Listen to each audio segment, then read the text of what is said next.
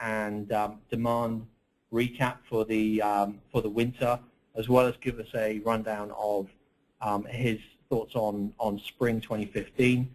We're then going to hand over to Eric, who's going to run through generation, congestion, and then just summarize some of the main points from this presentation.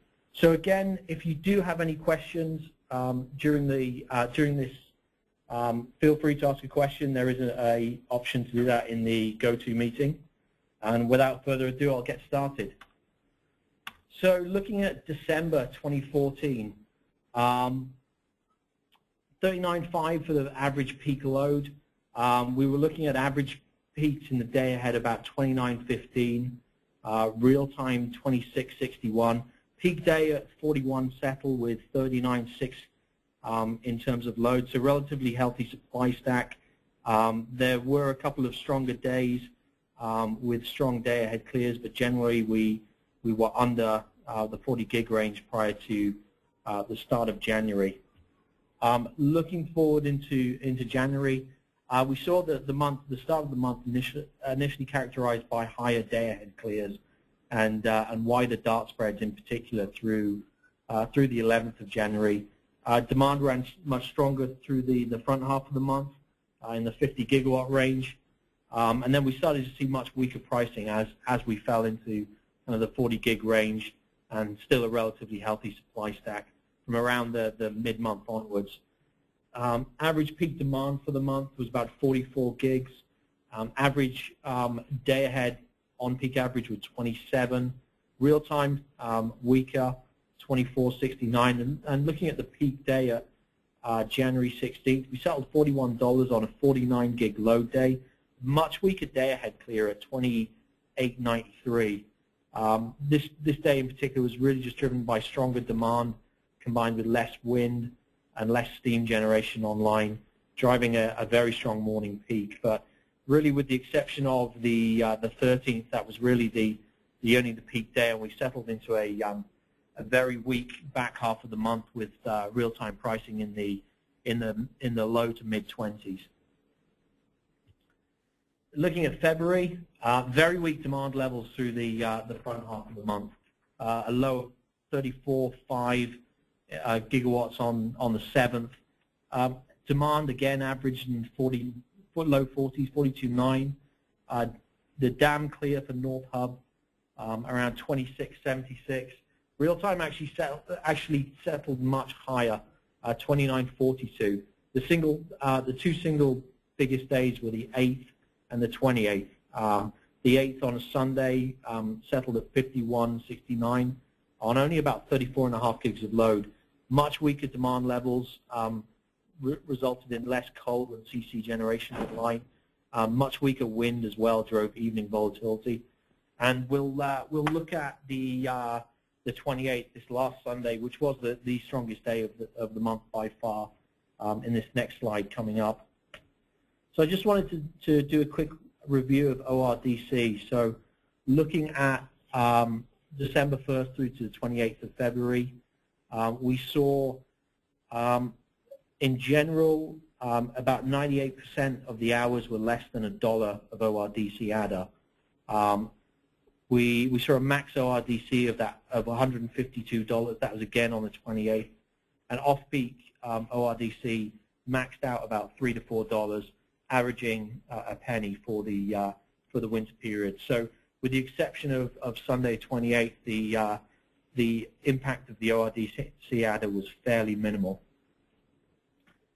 So I mentioned I wanted to just look at that, the February 28th. You can see here the slide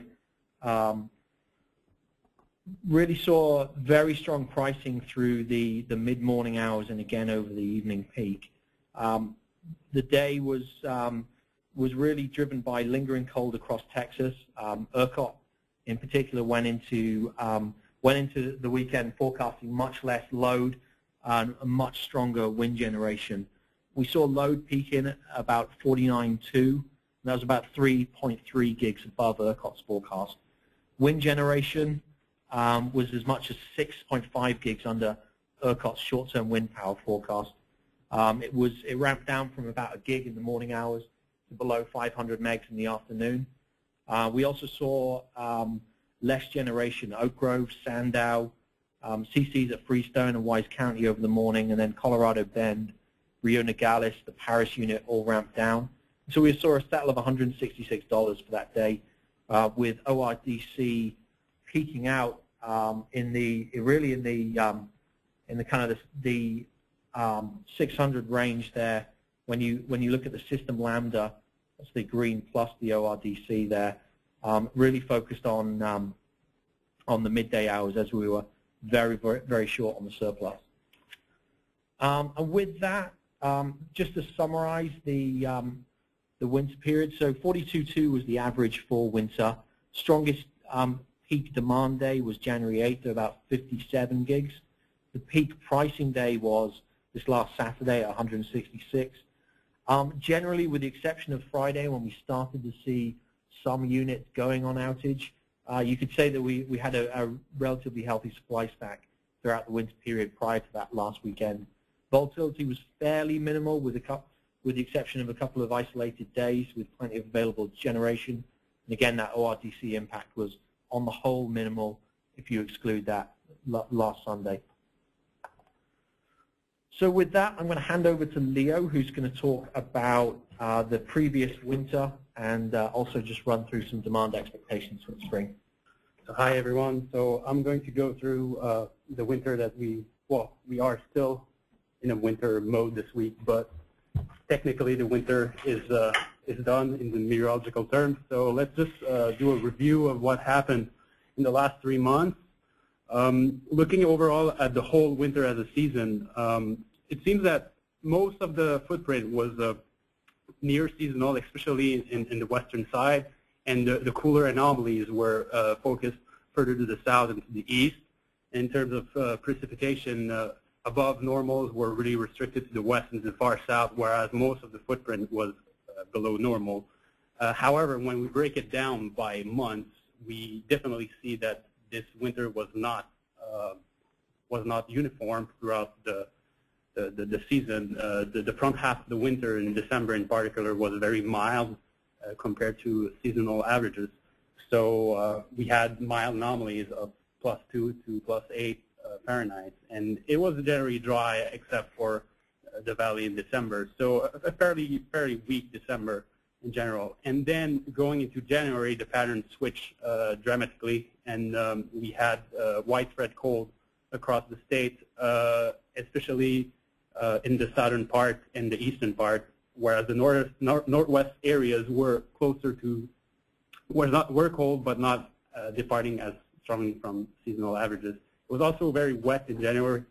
We had a lot of cloudy days, a lot of precipitation, so this definitely played out a role on sustaining stronger lighting load and stronger heating load days, at least in the front half of the month. Then going into the back half of January, temperatures moderated a little bit, and that milder pattern sustained into the front half of February, and then it turned out much colder in the last two weeks. Really turned out much colder, and overall, when we look at the whole month in February, it was colder than normal, but not as strongly as January throughout the month. Now, going to the next slide, we have here a summary on what demand did actually, and what were the expectations, and the monthly average demand over all hours, and the average weather conditions that drove those values. So we clearly see that in December, it was a very weak month. The peak RTO demand was achieved on December the 31st during holiday week. So also there, some weakness added there. But overall, the temperatures were mild throughout the month, except very late in the month. And monthly average hours over December, 34, 35, including the off-peak hours. Then in January and February, we see that overall demand jumps since it was colder. So in January, we had the strongest peak day on January 88th. And we were expecting 54 in the winter webinar that we released back in December, but it overperformed that. And overall, there were several days where it was very cold and cloudy and wet, so that helped drive those high those high peak demand. And in February, towards the end of the month, we had a cold spell, and this is what drove the peak in February to 54.5 gigawatts. And we were expecting February to be the stronger month of the winter, but given the fact that the front half of February over Texas was not as cold, then there were a little bit less demand on average compared to January. So it was more volatile in February than January was. Now, this is the forecast that we actually released in December and compared to the seasonal. So overall, it was not a bad forecast. It was picking up the colder signals, and it was a little bit too wet to the south, but we definitely had those days where it was very overcast and a lot of cloud cover that helped drive demand upward. And only really we're expecting December to be milder among all the months of the winter, and it occurred that the peak demand verified in January, but it might have verified as well in February if it were not from the front half of the month that was milder overall. Now going to the spring outlook. So we will look at what happened last spring very shortly, and then we will show you what are our expectations for this upcoming spring, which we are already starting, but it doesn't look like it this week at least. So last spring, we had a cool spring overall, and we were expecting a near seasonal to milder spring. So we were not cold enough, like in our expectations. And what happened is really like in the front half in March and in May, verified colder than expected. So looking at the whole season, we had like below average of 2 to 4 degrees, and mostly over eastern Texas, which is where the most populated areas are, Dallas, including Dallas, Houston, and the Gulf Coast. And peak demand occurred last year, early in March. It was a strong heating load event due to a cold spell with late polar vortex last year, and it seems that this week we'll have strong cold demand as well. So a little bit of a repeat there. So looking at breaking it up over the course of months, we see that in March the main peak demand was driven by heating load and lighting load. So the average temperature over ERCOT, averaging all the main cities, we had only a high of 37 and a low of 22, so very cold temperatures, well below normal. And then looking at April and May, the peak demand become driven by cooling demand mostly. So by late April already, you already reach upper 80s across the board and upper 60s on the strongest day that occurred on April the 28th. And then in May, which was cooler than normal actually, we still had a cooling load day that brought up the peak demand up to 52.63 on the last days of May. So now these are our expectations for this spring. So we actually, we have a very seasonal pattern across the U.S., across the central U.S., but the Northeast would hold on with colder temperatures there. This is over the season, so we have to really break it down over the month to see the anomalies. And what we think right now is that obviously with early March, how it's turning out, there is a cold risk on early March, and we're also thinking that April could turn out cooler. So to bring it up to normal over the season, it's really all banking on the month of May, which may turn warmer than seasonal. Most of our assumptions we're taking into account that we have like a weak El Nino and positive PDO, and we have a couple of years like 1959, 80, 2003, and then we don't see it on the slide, but it should show 2005 as well. So these were the years that we really looked more as analog years to come up with that forecast. And so we will move right away on the monthly breakdown because it's going to give a little bit of more color about what is happening. So our assumption for March, I put out a map with like near seasonal assumption, but it's really banking in the back half of the month. And I'm starting to think that with the cold spells we're having this week, the colder forecast that we thought about might be the colder risk there over the month, and more of a repeat of what occurred last year, so colder than average across the board. But it depends. It could warm up in the back half of the month, and then overall over the month it would be closer to seasonal.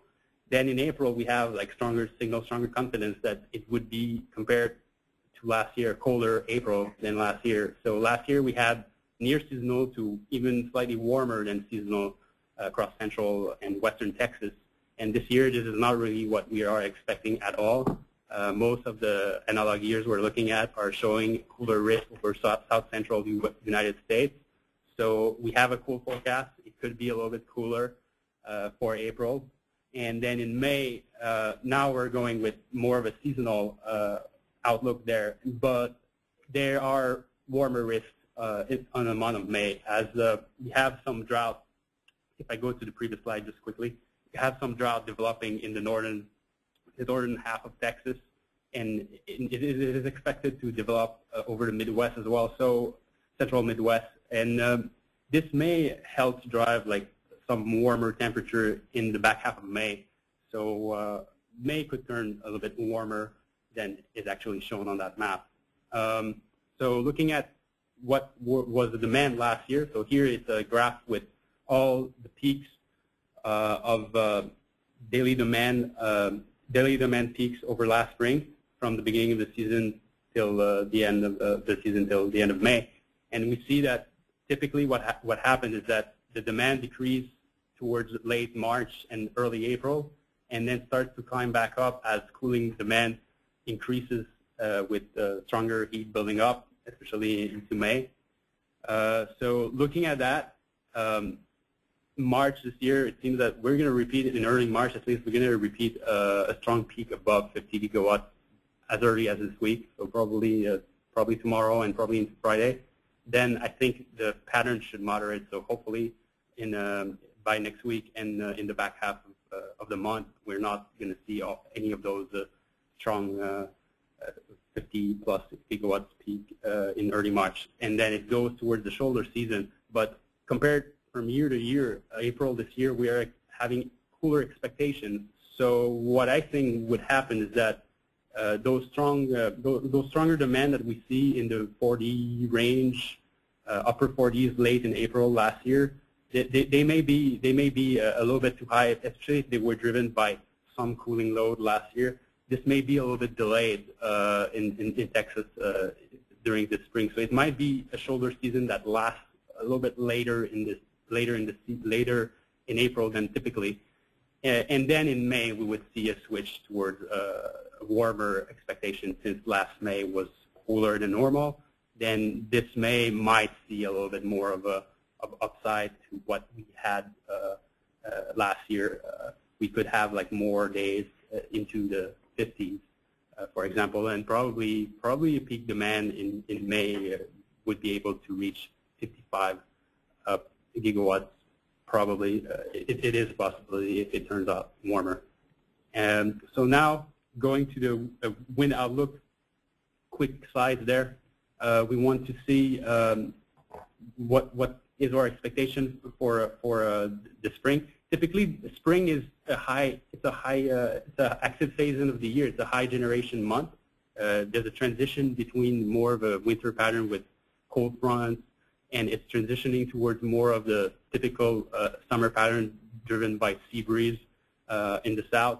So typically, what happens is that during the winter, the wind can come up at different hours of the day due to weather systems. And then when we go into the summer, what is the main driving force is the sea breeze along the Gulf Coast for the southern farms. And then in the western areas, it's more the low-level jet that picks up. So we get more of a consistent shape into the spring, typically with higher generation overnight and lower generation in the middle of the day.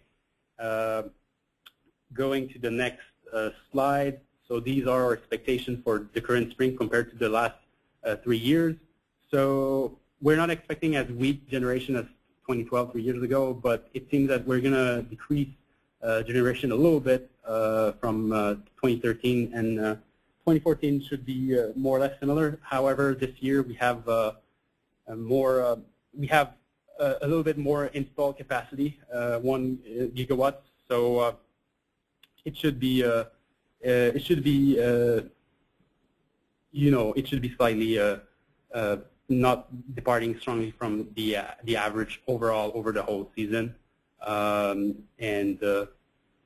From these words, I'm going to pass it along to Eric. Thanks, Leo. I'm going to go into the generation outlook right now. Quick slide. This is pulled from ERCOT's State of the Grid report. It's just all the generation that was added in 2014. We had about almost 1,500 megs of wind added, 2,100 megs of gas, and 38 megs of solar. You can kind of see where they're located.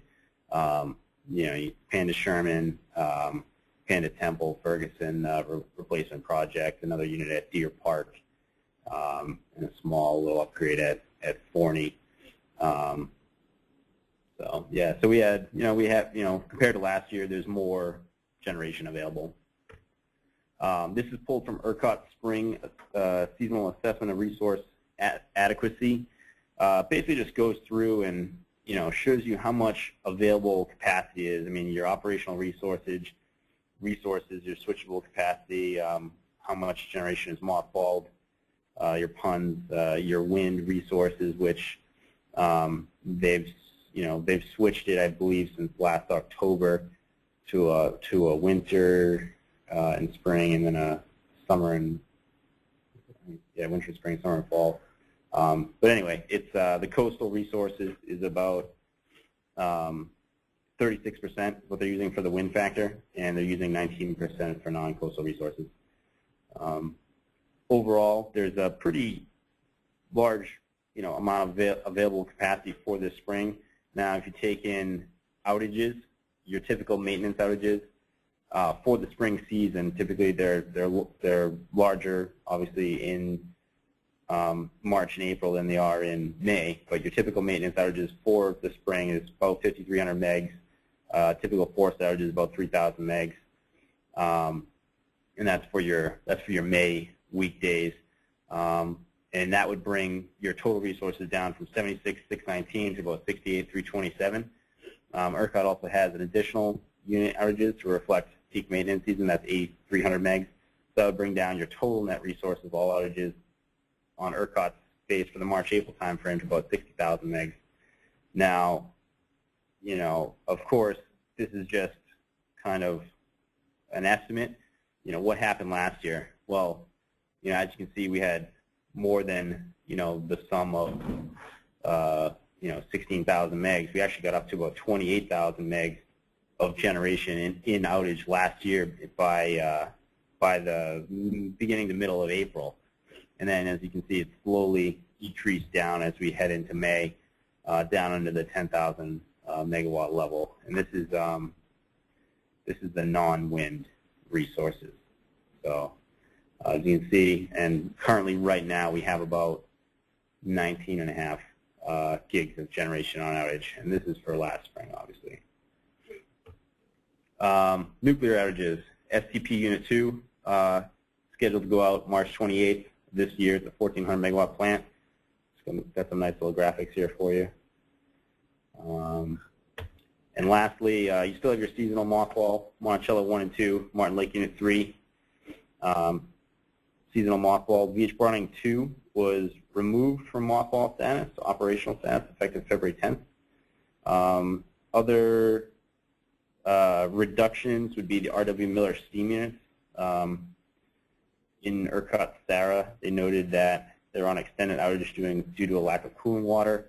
Right now, there's no new thermal generation being added for spring 2015, although we do have more generation compared with last spring with the addition of Panda Sherman, Temple, Ferguson, and the other units that we saw in the previous slide. So congestion.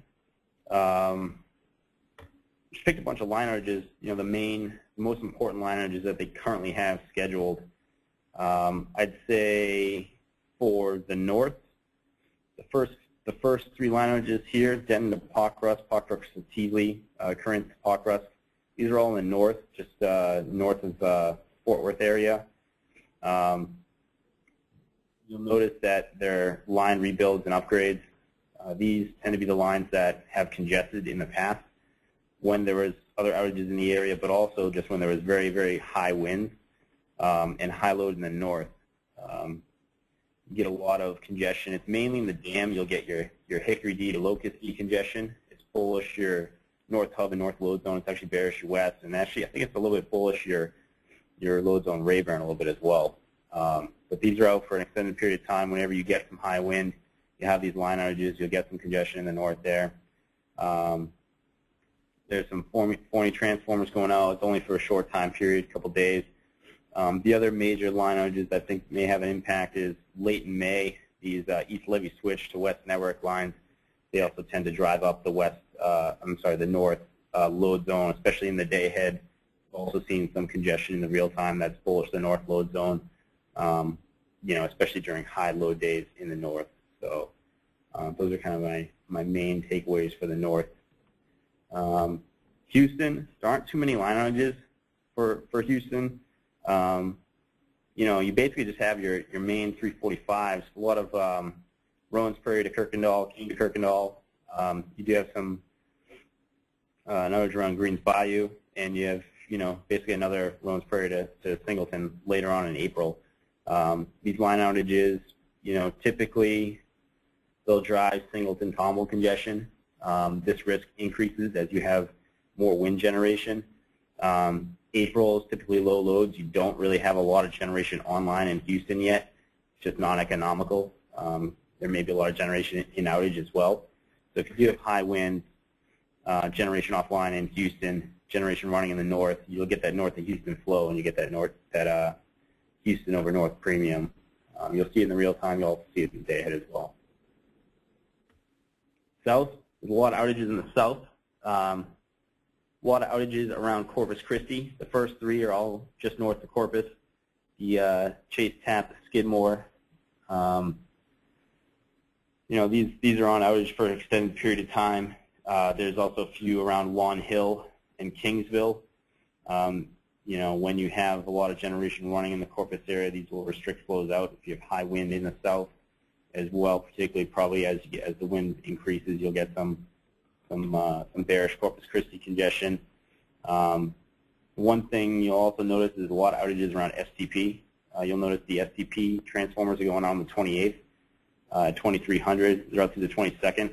It may coincide with the STP nuclear outage. And then late in May, you get a lot of STP to Elm Creek line outages, daily outages. Typically, you'll get parallel line congestion either on STP to Elm Creek or STP to Hilgey with those daily line outages. One other thing to note is there's fewer outages scheduled in the valley currently. There's very few. I've only seen a couple transformers out at Nedden. I didn't really see any other Nedden outages, Rio Hondo outages. Nedden, Lawn Hill, Aho to Rio Hondo, any of those major 345s down in the valley. I haven't seen any of those scheduled currently, and we have seen them in the past. So, it does seem that there's a little less risk to the valley right now. Obviously, this is just a snapshot. They could be adding them, but as of right now, it doesn't seem like there's as much congestion risk down there as we've seen in other previous springs. Lastly, we have the west. We have our greatest congestion risk in April and May in the west. A lot of these line outages, your Odessa transformers, it's only out for 1 day. A lot of these line outages are bullish the west load zone, mainly on low wind days. The spring tends to be, higher wind, but in general, if you have some low wind days coinciding with this Midland Northeast to Moss, 345 line outage, you tend to see some bullish west load zone congestion post there. The South Foster Amico to Odessa North 138 kV line outage is out for second half of April. That can contribute, especially in the day-ahead market, to bullish west load zone. And then you also have a whole switch to Amico North Cowden Tap needed for a couple days down the end of April. Those are going to be kind of your main outages for the west. And that's really it. Summary, impact of outage season is already being seen. We've had some, a lot of volatility this first week. We've had some high load, 20 gigs of generation in outage right now. Don't have anything new added. We do have more generation available, although with these high loads right now, it's looking very tight for tomorrow and especially Friday. Generation on outage this spring, probably be similar to last year, fluctuate from 20 to 28 gigs in the March-April timeframe and decrease as we head into May. SDP2, nuclear outage March 28th. The R.W. Miller steam units are in extended outage due to lack of cooling water. Obviously, we have very strong demand right now, first week of March. We do have a cooler April and a more normal to a warmer May, so we should have higher loads than we did last year in May. We're expecting over 55 gigs. We do have some bullish north load zone risks in the day-ahead market, fewer outages in the valley. North of Houston risks in late March and mid-April, and then bullish west load zone risks on low wind days, second half of April and the second half of May. So that's all we have for right now. If you guys have any questions, feel free to type them in to the go-to meeting. I think we have a few. We'll take a look and we will respond to them.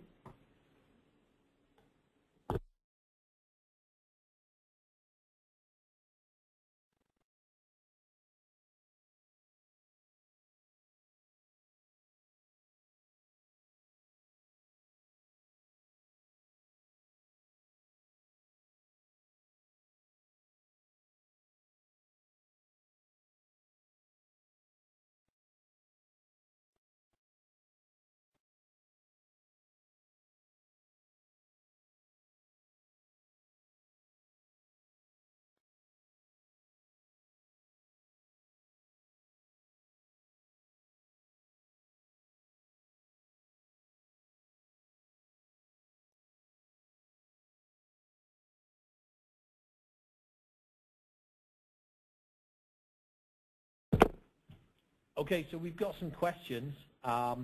Firstly, what effect has wind been having in February on gas-fired generation, and has it been strong enough to displace gas-fired gen, impacting the weak producing region storage withdrawal numbers? I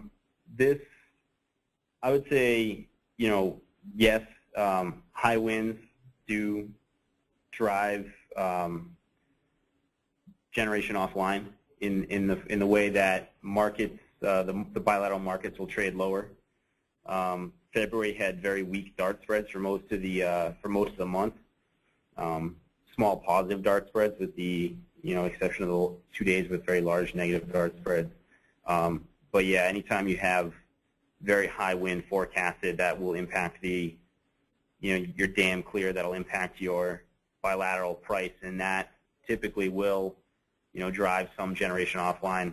Now, whether it'll impact the storage numbers, I'm not sure. That's I suppose it could, but I don't know the answer to the withdrawal numbers. I'm not sure how much that would impact it. That'd be more for a question about for our gas products. One for Leo here. Does the warm bias in late May that you mentioned also have the potential to coincide with lower than average wind generation? The answer to that question is probably yes, because typically the highest wind generation occurs really in April, and going into May. As we go towards the summer, typically what happens is the wind generation decreases on average. So if we have more of a warmer than seasonal, if we have a warmer bias towards the end of the month, it might coincide with not as strong of a wind generation at that time. Thanks, Leo. Let's take a few more. Hold on.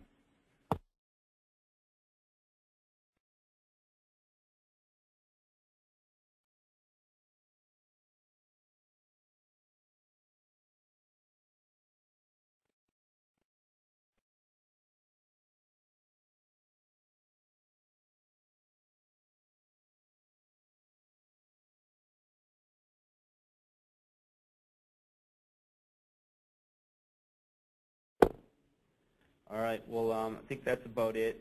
There are a few other questions, but they're they take a little bit more detail.